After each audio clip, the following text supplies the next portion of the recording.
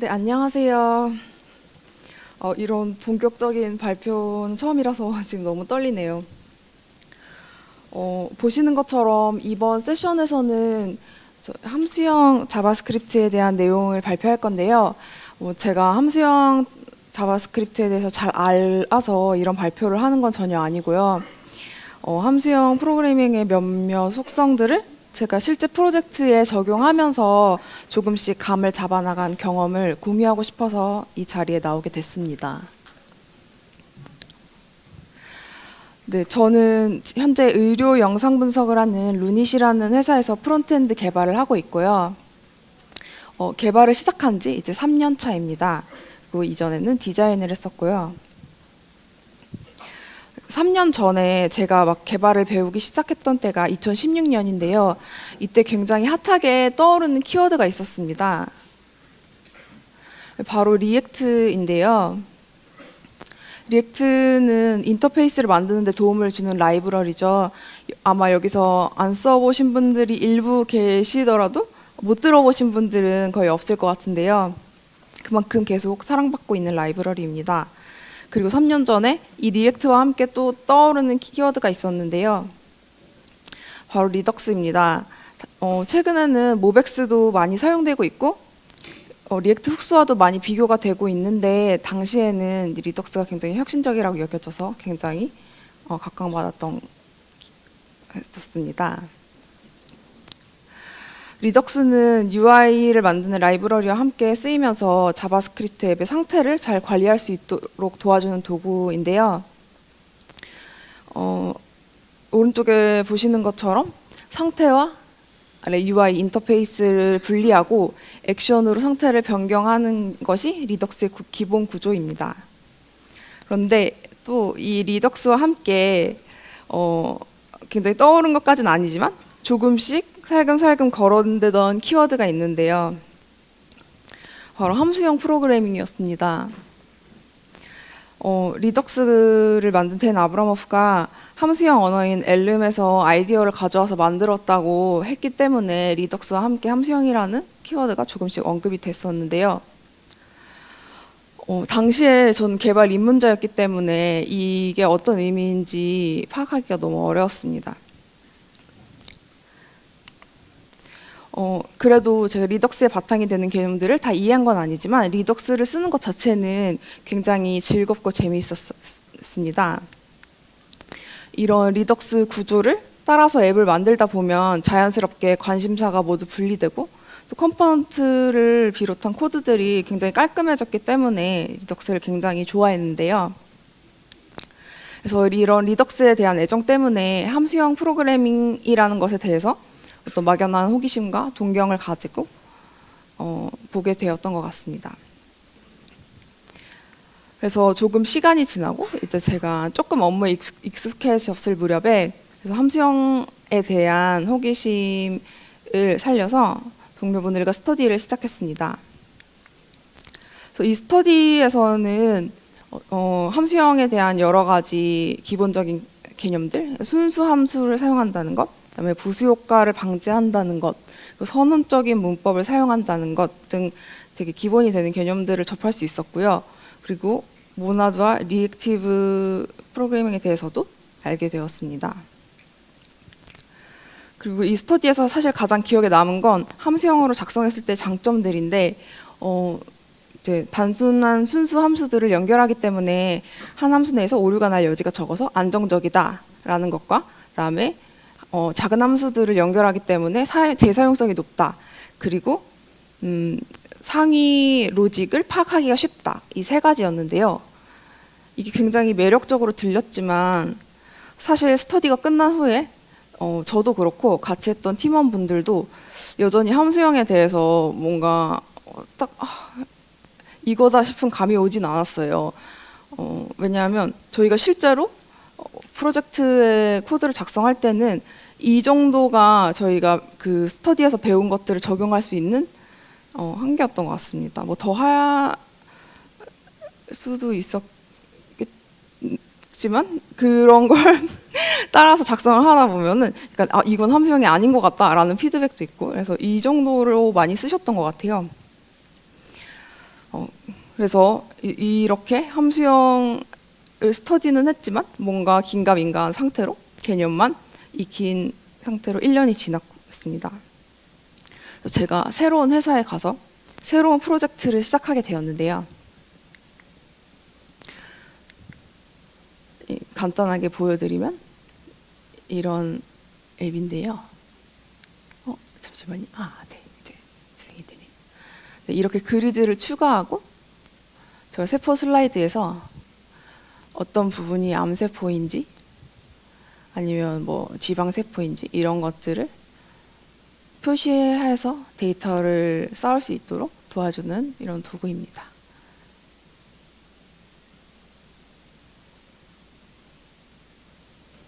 네.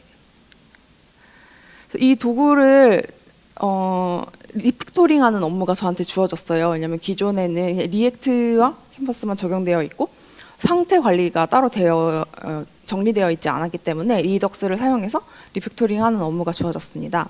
그리고 저는 기존에 이제 계속 작성을 했던 것처럼 자연스럽게 컴바인 리듀서를 사용해서 코드를 작성했는데요. 컴바인 리듀서를 사용하면 저 리듀서에 들어있는 스테이트를 각각 어떤 도메인별로 DB처럼 보고 이 리듀서들을 아예 분리해 버립니다. 이 리듀서 간 연결은 액션을 통해서나 할 수 있게 되고요. 그래서 저희가 이런 화면에서 이렇게 레이블을 하나 추가한다고 했을 때 지금 이제 일단 기본 핵심이 되는 정보들만 모아놨는데요. 저렇게 레이블을 추가하는 리듀서를 작성했을 때 다른 레이블 타입이나 그리드 리듀서에 있는 정보들도 사용해야 합니다. 그리고 여기서 앱이 복잡해지면 질수록 여러 가지 정보들이 추가될 텐데요. 이렇게 컴바인 리듀서를 사용했을 때는 이걸 처리하기 위해서 다른 리듀서에 있는 정보들을 모두 인자로 파라미터로 넘겨줘야 합니다. 그리고 이런 동작들이 많아질수록 파라미터들이 굉장히 넘기는 경우가 많아지겠죠. 그리고 한 가지 더 조금 마음에 들지 않는 부분이 있었는데요. 이제 리덕스를 사용할 때 미들웨어를 사용할 수 있는데 이 미들웨어에서 어떤 비동기 AJAX 처리나 아니면은 뭐 다른 부수 효과를 불러일으키는 이벤트들을 처리하고 다른 액션을 불러오거나 아니면 또 바로 다른 액션을 불러오는 처리를 해주고 있습니다.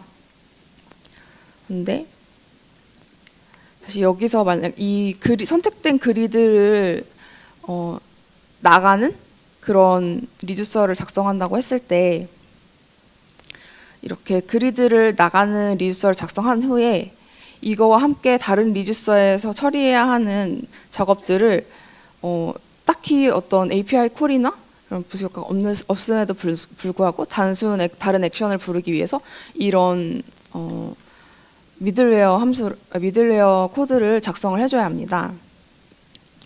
그리고 또 역시 이런 처리가 많을수록 이런 불필요한 미들웨어 코드가 많아질 텐데요. 네, 이런 모양이 될 것 같습니다.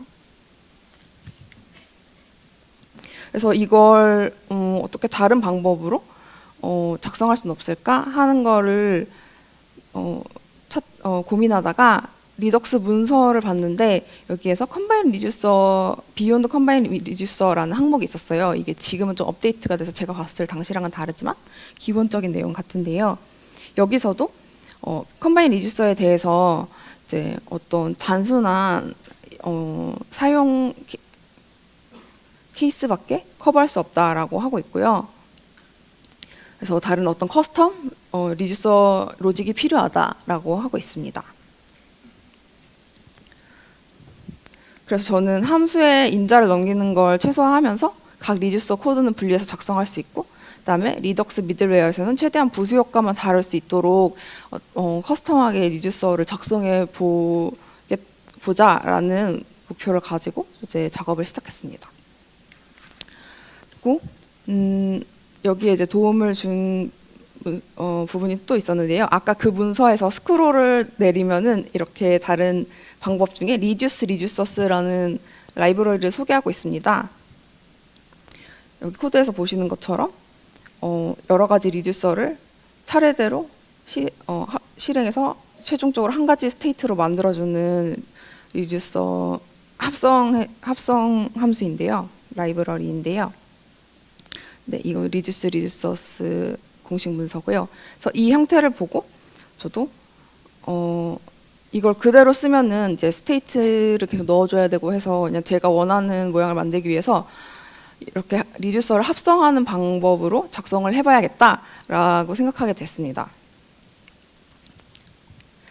사실 리듀서를 합성하는 라이브러리 지금 당시에는 제가 되게 유심히 보진 않았는데요.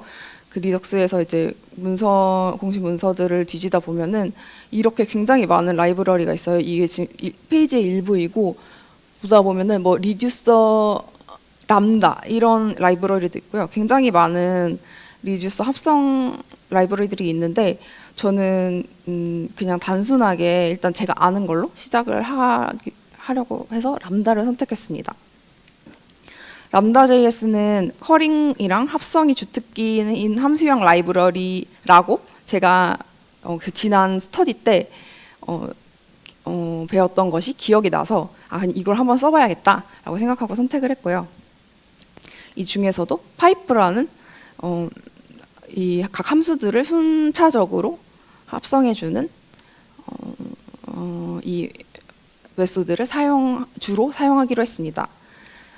이제 함수를 합성하는 게 주요 이제 작업 과정인데 왜 컴포즈를 안 썼냐면 컴포즈는 기본적으로 저렇게 실행 순서가 반대이기 때문에 읽기에 자연스럽지 않을 것 같아서 네, 파이프를 사용했고요. 그래서 이 합성을 사용해서 아까 그 그리드를 나가는 리듀서를 다시 작성한 건데요. 그래서 이때 보시면 각각 있는 셀렉트 레이블과 셀렉트 레이블 타입 그리고 셀렉트 그리드 이렇게 리듀서가 각각 따로 있고요. 이 리듀서를 합성해서 최종적으로 exit 그리드라는 리듀서를 만들고 있습니다. 그리고 이 각각의 리듀서가 모두 액션에 매핑돼서 사용될 수 있고요. 그리고 이렇게 리듀서를 각각의 다 개별 함수로 보고 작성을 하다 보니까 자연스럽게 스위치보다는 이런 매핑 형태로 작성을 하는 게 더 좋다고 여겨져서 이렇게 작성을 하게 되었습니다. 이 매핑 형태는 사실 최근에는 좀 그래도 더 많이 쓰이는 것 같은데요. 그래도 이게 어떻게 스토어에서 처리되는지 조금 더 보여드리면 이렇게 스위치 리듀서라는 저 리듀서 맵에서 액션 타입에 맞는 리듀서를 선택해주는 함수를 만들고 그걸 사용해서 최종적으로 루트 리듀서를 만드는 형태로 간단하게 코드를 작성했고요. 그런데 여기서 보시면은 루트 리듀서에서 스테이트와 액션, 스테이트 액션이 똑같이 넘어가고 있는데 이미 액션 타입에 따라서 선택된 리듀서에서는 액션의 타입 정보는 필요하지 않기 때문에 이렇게 그냥 페이로드를 넘기는 걸로 추가적으로 변경을 했습니다. 그리고 여기에 따라서 이렇게 액션을 받는 게 아니라 페이로드만 받는 형태로 조금 더 코드가 간단해졌고요. 이 과정에서 제가 썼던 방법이 스테이트를 하나로 모두 합치고 많은 리듀서들을 각각 작성하는 거였는데요. 여기서 스터디 때 봤던 단원이 떠올랐어요. 바로 적은 자료 구조는 적게 실행은 많이 라는 한글로는 그렇게 번역이 되어 있었는데요. 네, 저 문구였습니다. 그래서 이 얘기가 이런 식으로 처리하는 걸 말하는 건가? 라고 이 코드를 작성하면서 좀 이제 감을 잡게 되었고요. 그런데 아까 이제 이 그리드를 나가는 리듀서를 작성한 걸 보시면은 가장 밑에 엑지트 그리드에서 각각의 함수를 한 가지 인자만 먼저 넣고 사용을 해야 되기 때문에 각 select labels나 select label type, select grid 각 리듀서가 모두 커링 처리되어 있습니다. 커리는 이 예제 코드에서 보시는 것처럼 이제 어떤 함수를 커리로 감싸면은 그 함수의 인자를 차례대로 실행할 수도 있고 한꺼번에 넣어서 실행할 수도 있게 만들어주는 그런 함수인데요. 여기서 보시면 지금 첫 번째 항목에 카운트와 리스트가 순서대로 되어 있는데 이걸 만약에 바꿨을 경우에 같은 코드가 어떻게 되냐면 밑에 보시는 것처럼 저렇게 플레이스 홀더가 필요하게 됩니다. 그래서 이제 커리된 펑션을 사용할 때 첫 번째 10개 항목을 선택한다라고 할 때 이렇게 카운트를 먼저 받고 리스트를 나중에 받는 경우에는 10개라는 인자를 먼저 넣는 게 자연스러운데 네, 이렇게 순서가 반대가 되었을 경우에는 저렇게 뒤에 걸 먼저 실행한다라는 의미로 플레이스 홀더를 넣어주게 되는데요. 여기서 이제 이런 함수 합성에 있어서 인자의 순서가 영향을 많이 미친다는 것을 알게 되었습니다. 그래서 보시면은 함수형에서는 이렇게 펑션들을 여러 개 연결하고 어떤 데이터를 거기에 쭉 넘기는 형태로 많이 작성이 되는데요. 제가 작성한 걸 보면 스테이트를 하나로 만들고 여러 가지 리듀서들을 체이닝해서 저렇게 넘기는 형태로 작성했다고 볼 수 있을 것 같습니다. 근데 이렇게 만들었을 때 이 루트 리듀서에서 스테이트와 페이로드를 원래 넘기던 순서대로 그냥 관성적으로 작성을 했기 때문에 잠시만요. 네, 이런 코드가 나왔는데요. 보시면 맨 아래 엑지트 그리드에서 저렇게 아까 보여드린 것처럼 플레이스 홀더를 사용할 수밖에 없게 됩니다. 그래서 이렇게 스테이트와 페이로드 순서를 반대로 바꾸고 다시 리듀서를 작성을 했더니 이렇게 플레이스 홀더가 없는 함수를 작성할 수 있었습니다. 조금 더 깔끔하죠. 그래서 이 코드를 작성을 해보면서 이제 람다 JS가 커링과 합성이 주특기라고 하는 이유를 좀 더 자세히 알게 되었는데요.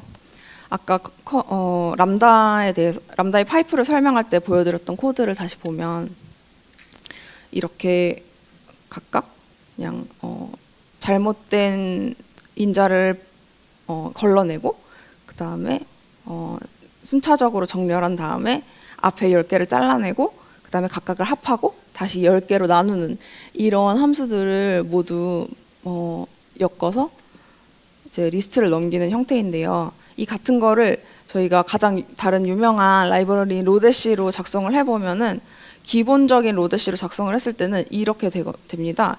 이제 커리를 각각의 펑션을 다 개별적으로 해줘야 되고 그 다음에 인자의 순서가 다르기 때문에 저렇게 커리 플레이스 홀더를 다 넣어줘야 합니다. 그러면 로데시에서는 기본적으로 리스트나 해당 메인 데이터가 앞쪽에 오기 때문인데요.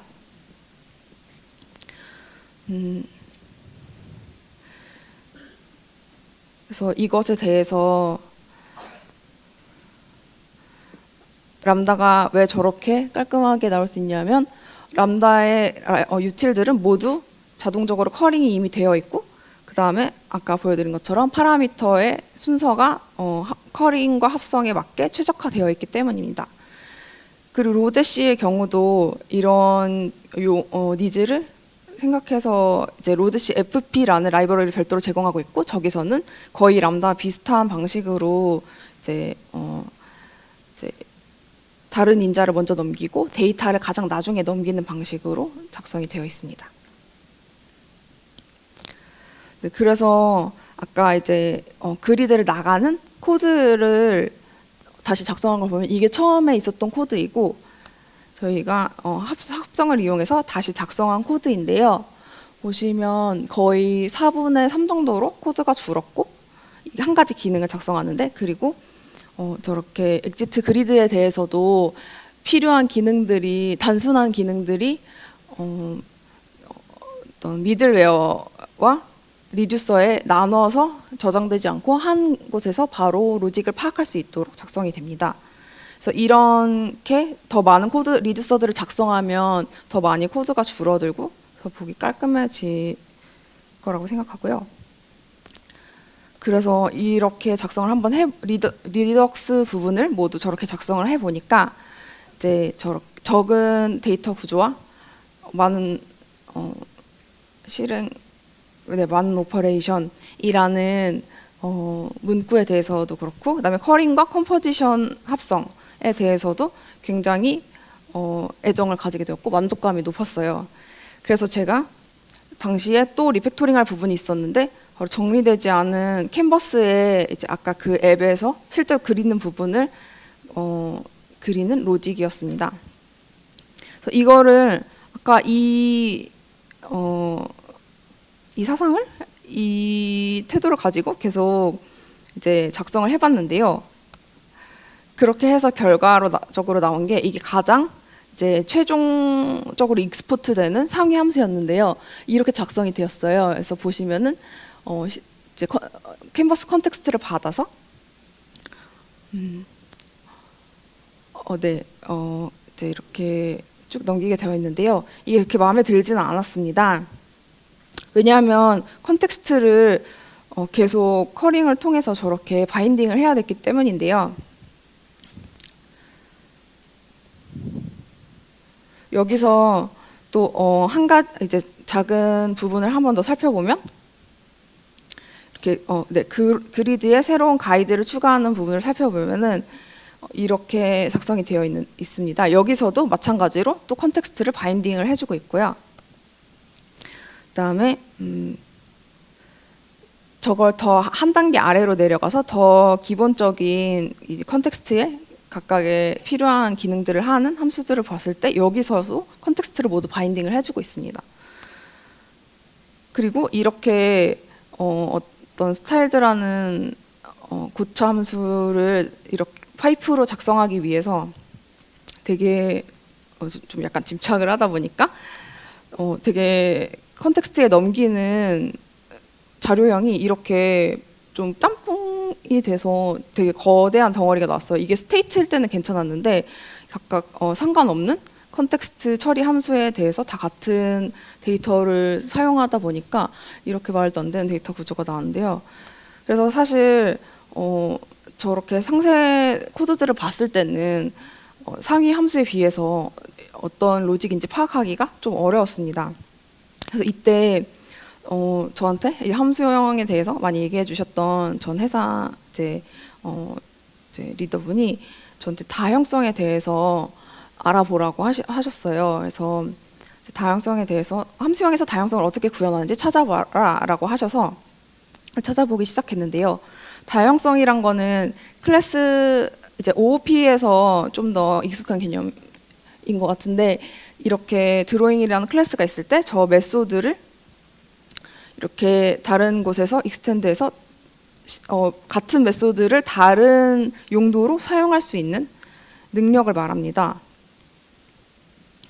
그래서 이 기능을 어떻게 함수형에서 구현할까에 대해서 이제 검색을 해보니까 이런 개념이 나왔어요. Discriminated Union이라는 개념이 나왔는데요. 이걸 다시 검색을 해보니까 타입스크립트 문서가 나왔습니다. 그래서 이 타입스크립트 문서에서 보시면 kind를 나누고 나머지 이제 필요한 정보들을 넣고 있고요. 그 밑으로 스크롤을 해보면 이런 코드가 나오는데요. 스위치를 통해서 해당 자료형의 kind에 따라서 다른 함수들을 실행하도록 되어 있습니다. 이거 되게 어디서 많이 보셨던 코드일 텐데요. 바로 리덕스에서 사용하고 있는 액션 타입과 리듀서의 구조입니다. 그래서 저는 이렇게 알아보는 과정을 통해서 리덕스가 함수형을 기반으로 설계되었다는 거에 대해서 되게 막연하게 생각하고 있다가 좀 더 어떤 개념을 차용한 것이구나라는 거를 이제 알게 되었고요. 그래서 이 개념을 사용해서 캔버스도 작성을 해야겠다라고 생각하고 이제 작성을 계속 했습니다. 그래서 근데 작성을 하다 보니까 이제 제가 또 잘못 생각하고 있었던 부분이 눈에 띄었는데요. 이렇게 아까 이제 전체 그리드 로직에서 좀 부분적으로 새로운 그리드 가이드만 그리는 부분을 보면은 여기에 데이터를 만들어주는 함수와 죄송합니다. 그리고 로직을 처리하는 오퍼레이션을 하는 함수가 붙어 있어요. 그래서 이걸 보고 뭔가 이상하다고 생각했는데요. 왜냐하면 함수형에서는 기본적으로 데이터와 기능들이 되게 느슨하게 결합되어 있다고 합니다. 그래서 보시면 객체지향 프로그래밍에서는 클래스를 통해서 굉장히 강하게 결합되어 있는데요. 함수형에서는 이렇게 체이닝이나 파이프를 통해서 느슨하게 결합되어 있다는 게 이제 기본적인 개념인데, 이 전체 로직, 가장 상위 로직을 봤을 때는 이제 저는 이런 게 보였었어요. 처음에 작성을 했을 때는 드로잉 스테이트 이제 데이터를 쭉 넘기고 그 다음에 실제로 그려야 하는 오퍼레이션에 필요한 캔버스 컨텍스트를 쭉 넘기는 형태라고 생각을 했는데요. 아까 봤던 그 상세 함수, 그러니까 하위 함수들을 보니까 여기서도 데이터랑 오퍼레이션이 붙어 있었어요. 그래서 이걸 다시 구조화를 해보니까 이런 식으로 되어 있더라고요. 그래서 드로잉 스테이트와 캔버스 컨텍스트를 펑션을 내려주는데 여기서 각 하위 함수에도 드로잉 스테이트와 캔버스 컨텍스트, 그러니까 데이터와 메소드가 다 같이 묶여서 넘어가는 구조로 제가 설계를 했던 거였습니다. 그래서 보시면 이렇게 스테이트와, 그러니까 데이터와 그다음에 오퍼레이션이 계속 붙어서 돌아다니는 모습을 볼 수 있는데요.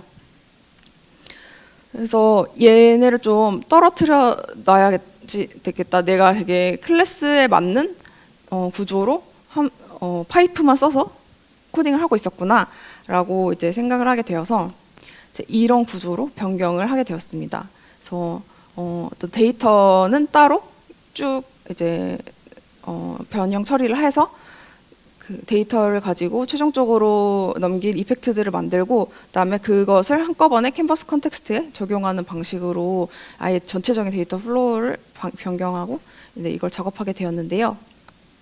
그래서 보시면 이랬던 데이터 구조가 각각 이런 이제 캔버스 이펙트로 액션이랑 거의 비슷하죠. 이렇게 분리가 되었고요. 그다음에 이렇게 커리가 난무했던 기본적인 드로잉 함수들이 되게 깔끔하게 정리가 되었습니다. 그리고 대신 추가된 거는 이런 이펙터 맵이 리듀서 맵처럼 추가가 됐고요. 그다음에 이렇게 그리드 가이드를 그리는 부분에서 이제 데이터를 만드는 함수가 있고, 그다음에 데이터를 만든 걸 받아서 실행을 하는 함수가 파이프가 돼 있었는데 여기서도 그냥 데이터만 처리를 먼저 하는 함수로 변경이 되었습니다. 그래서 최종 함수도 이렇게 약간 컨텍스트가 바인딩이 되어 있고 컨텍스트와 데이터가 떨어져 있지 않은 상태였는데요. 이제 새로 작성한 함수에서는 데이터만 따로 다루는 함수를 만들고 그걸 최종적으로 컨텍스트에 적용하는 이런 식으로 코드가 바뀌게 되었습니다. 그래서 이렇게 리덕스와 캔버스 부분을 리팩토링 한 다음에 배포를 했는데요. 정말 신기하게도 배포를 하고 이게 굉장히 많은 수정사항이 있었는데 거의 컴포넌트 몇 개 빼고는 모든 코드가 수정이 되었는데요. 그래서 세 가지 마이너한 이슈만 이제 3개월 동안 발생을 했었습니다. 그래서 여기서 알 수 있는 게 처음에 저희가 함수형에 대해서 배울 때 이제 나왔던 장점들 중에 이제 이 reliable이라는 안정성이 있는 부분에 대해서 되게 제가 체감을 하게 되었고요. 그 다음에 각각의 함수들을 다 나눠서 작성을 하다 보니까 재사용성도 굉장히 높아졌어요. 그리고 리덕스에서 스테이트를 하나로 가져가다 보니까 셀렉터들도 모두 리듀서 안에서 재사용할 수 있어서 굉장히 많은 코드를 줄일 수 있었습니다. 그런데 이제 최종 로직을 알아보기 쉽다는 거에 대해서는 약간 이제 좀 긴가민가 했는데요. 왜냐하면 제가 앞에는 없었지만 작성한 코드들 중에 네, 이렇게 컨버지라는 함수나 적스트라는 함수 등 되게 함수형에서만 찾아볼 수 있는 메소드들을 사용하는 코드들이 꽤 있어요. 그래서 이제 다른 분들이 같이 이해도를 높이고 유지보수를 하고 이해하기에는 조금 이제 많은 노력이 필요하다는 생각이 들어서 저 부분은 약간 세모를 주게 되었습니다. 그래서 정리를 하면 네, 적은 데이터 구조와 많은 오퍼레이션 그리고 커링과 합성 그리고 discriminated union이라는 개념들을 익혀가면서 제가 계속 작성을 했는데요. 이것보다도 이 모든 것보다도 가장 중요한 건 아까 이렇게 잘못 작성된 플로우에서 볼 수 있듯이 어떻게 데이터가 흘러가느냐 이 설계가 가장 함수형 프로그래밍에서 핵심적인 거라고 이제 느끼게 되었습니다. 네, 제 발표는 여기까지고요. 들어주셔서 감사합니다.